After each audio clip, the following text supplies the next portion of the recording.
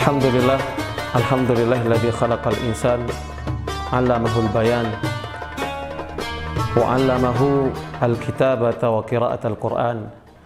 Allahumma salli wa sallim ala man ba'athahu rahmatan lil alamin hadiyan ila siratin mustaqim Muhammadil amin wa ala alihi wa ashabihi wa man tabi'ahum bi ihsanin ila yaumiddin, amma ba'd. Yaqulu Rabbuna Jalla wa Ala fi muhkamit tanzil ba'da a'udzu billahi minasyaitonir rajim, laqad kana lakum fi rasulillahi uswatun hasanah liman kana yarjullaha wal yawmal akhir wa dzakarallaha katsira. Alhamdulillah, dalam ayat ini Allah Azza wa Jalla menyampaikan bahwasanya dalam diri Rasulullah SAW terdapat suri tauladan yang sangat besar sekali.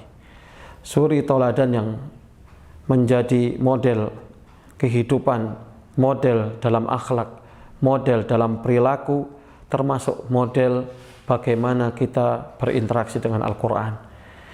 Maka dalam kehidupan Rasulullah SAW kita akan mendapati bagaimana sangat intensnya beliau dengan Al-Quran, sangat seringnya beliau berinteraksi dengan Al-Quran. Dan Al-Quran adalah bagian terbesar yang membawa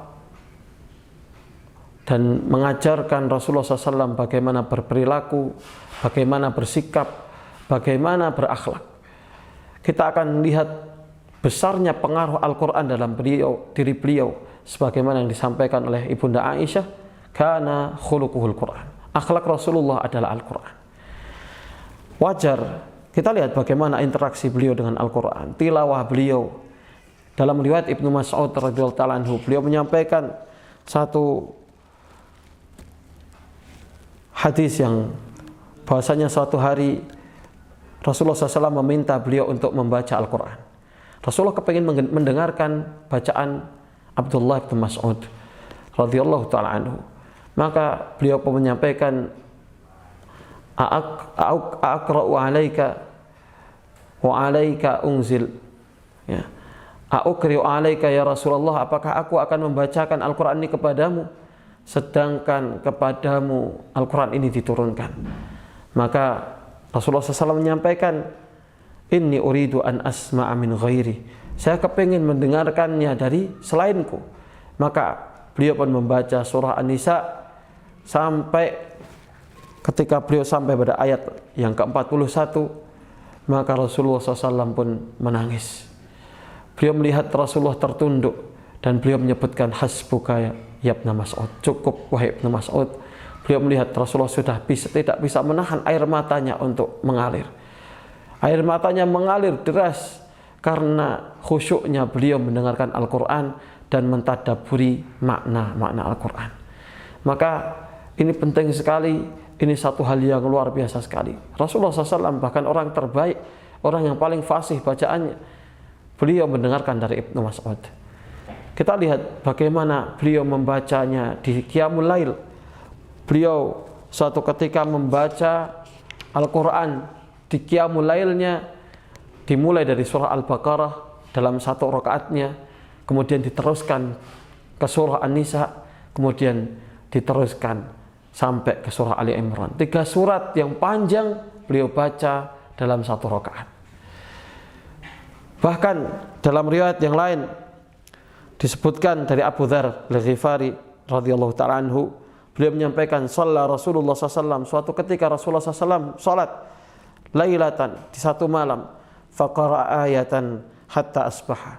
Beliau membaca satu ayat sampai subuh. Bayangkan, satu ayat itu beliau ulang-ulang sampai subuh. Ya. Beliau mentadaburi ayat ini, menghayati ayat ini, menyelami makna-maknanya. Kemudian beliau menyampaikan, falamma asbaha qult, ketika sudah sampai di waktu subuh, aku berkata, itu Abu Hurairah, ya Rasulullah, wahai Rasulullah, ma zilta taqra'u hadhil ayat hatta asbahta, engkau membaca satu ayat ini sampai subuh wahai Rasulullah. Maka beliau menjawab, inni sa'altu rabbi syafa'ata li ummati, aku meminta kepada Rabbku syafaat untuk umatku. Ayat apakah yang beliau baca? Beliau membaca surah Al-Maidah ayat 118. In tu'adzibhum fa innahum ibaduk wa in taghfir lahum fa innaka antal azizul hakim. Ya Allah, kalau engkau mengazab mereka, engkau berhak karena mereka adalah hamba-hambamu.